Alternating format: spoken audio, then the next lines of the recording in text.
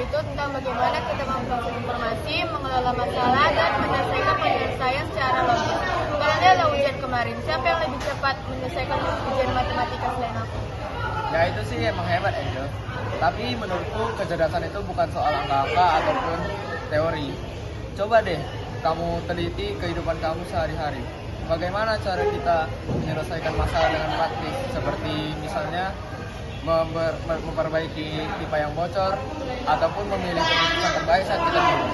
Tapi Ajis, kalau kita cuma fokus pada logika atau kepraktisan, kita bisa lupa betapa pentingnya kecerdasan emosional dan sosial.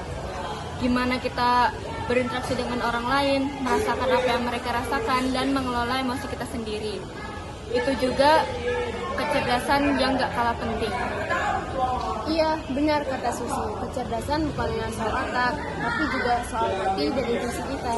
Menyadari diri kita, kelemahan dan kekuatan itu juga bagian dari kecerdasan intelektual. Bukankah kalau kita tahu diri kita lebih bijak dalam mengenal dunia luar? Kalian benar juga, jadi kecerdasan intelektual itu bukan hanya sekedar nilai akademis dan solusi cepat ya? Tepat sekali Angel. Kecerdasan itu sangat luas. Bisa jadi kemampuan untuk beradaptasi atau juga kebijaksanaan dalam menghadapi suatu masalah tanpa menggunakan angka-angka. Jadi intinya kecerdasan intelektual itu tentang seimbang antara pengetahuan dan keterampilan dan kesadaran diri. Semua aspek itu saling mendukung. Dan yang paling penting, kita belajar dari pengalaman dan terus berkembang ya. Kecerdasan gak akan pernah berhenti.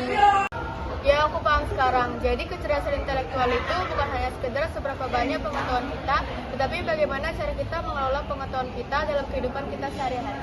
Setuju, kecerdasan kita itu berbeda-beda perannya. Dan itu semua saling melengkapi. Benar, tanpa kecerdasan emosional dan sosial, kita bisa pintar, tapi kesepian dan sulit bekerja sama. Dan tanpa kecerdasan reflektif, kita bisa terjebak dalam pola yang sama tanpa berkembang. Jadi, kita memiliki kecerdasan intelektual yang berbeda-beda. Namun, kecerdasan itulah yang membuat melengkapi kita sebagai manusia.